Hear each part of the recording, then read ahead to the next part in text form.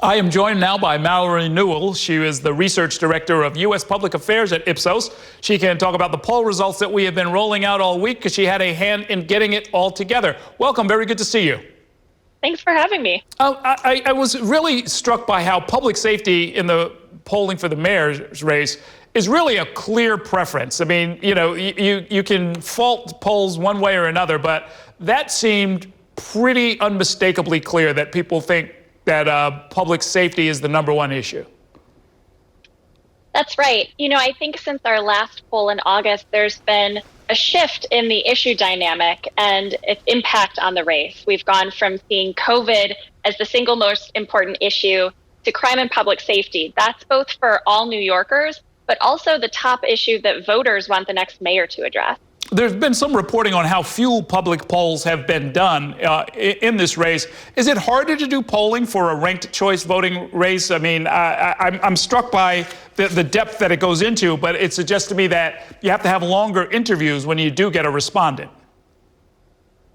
Well, I think the ranked choice voting and the fact that it's brand new impacts not only how pollsters conduct their polls, one of the reasons why we did this poll online, but it also just shows that the dynamics of this race are so very fluid. You know, when you start to ask people their second choice, third and fourth, we're not seeing a significant difference in the candidates. They're separated by only, 1 or 2 percentage points. And I think it speaks to very much how open this race still is. And what about this issue? I've heard it described as ballot exhaustion, which is kind of a negative phrase. I think the technical term is bullet voting. People who go in and they vote for who they like and they ignore the fact that they actually get 4 additional choices. Do we have any sense of what we're likely to see when people actually do go to the polls? That's a good question. Obviously, we are not in the booth with them, so we don't really know the strategy behind each voter's vote and how they rank people. But what we do know is that we've seen a significant increase in familiarity about ranked choice voting in this poll compared to our last. And most voters say that they're at least somewhat comfortable with the concept. So I think there is a lot of education happening, and you're seeing that people are getting a little bit more comfortable with it as we get closer to Election Day. Okay. Now, while we had people, we actually asked about a lot of other interesting questions about the mood of the city and where people are as far as their comfort with going back to work, going to the subways and so forth. And it really is quite striking. In a lot of cases, you find solid majorities and even supermajorities of people saying that they're comfortable with taking the subway. It doesn't track, however, with the level of vaccination that has been going on. And I wonder if people are feeling comfortable because there's a lot of positive news out there, even if they themselves have not necessarily taken the steps to make sure that they can stay safe. Yeah, I think there's a couple of things happening. First, with people's comfort level of taking the subway or bus, we don't really know if that's attributed to, their comfort because of safety concerns or because of COVID concerns. And so that's still an open question in the minds of many New Yorkers. But what's interesting is when you ask people about what they're going to do when pandemic restrictions are lifted, you start to see that this sort of pandemic state of mind is over for New Yorkers. And a vast majority plan to return to things like dining indoors, going to an office, sending their child back to school.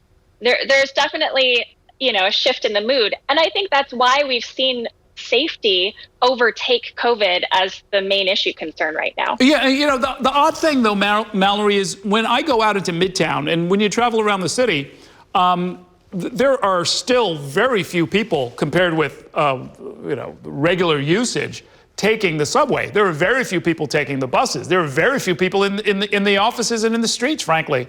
And there's still a lot of businesses and public venues that are still closed up tight. Well, I think our poll showed that people are certainly eager to get back out into the world once restrictions are lifted. But that's not to say that COVID has completely dissipated as an issue concern in the election. It's just kind of taking a back seat now to some other issues like crime, like affordable housing and things like that. But when the time comes, New Yorkers are ready to start taking steps back into the world, even if we haven't seen it happen just yet. Yeah, no, it's interesting. In fact, if we could show that graphic one more time. I mean, people saying that they're comfortable going for indoor dining, people saying that they're comfortable doing all kinds of things. And these are big majorities, like 63%. And I saw the number and I was thinking, we're nowhere near 63% vaccinated. Where's this coming from? You know, how are people so comfortable? And I guess we've had enough ups and downs with COVID-19 that I guess I end up fearing that we may see people being more comfortable than perhaps the facts would warrant, or that their own safety would warrant. Yeah, you know, Ipsos has done a lot of polling on COVID-19 at the national level as well. And we're starting to see this big shift happening with more people venturing out to see friends and family or dining out, and starting to see their calculation of risk changing, where they're viewing these, you know, previously seen as really risky activities as less of a risk to them. So as your calculation of relative risk changes, I think that sort of informs how you're going out into the world. And to bring it back to this election, it also informs what issues you're focused on and what you care about right now. Okay.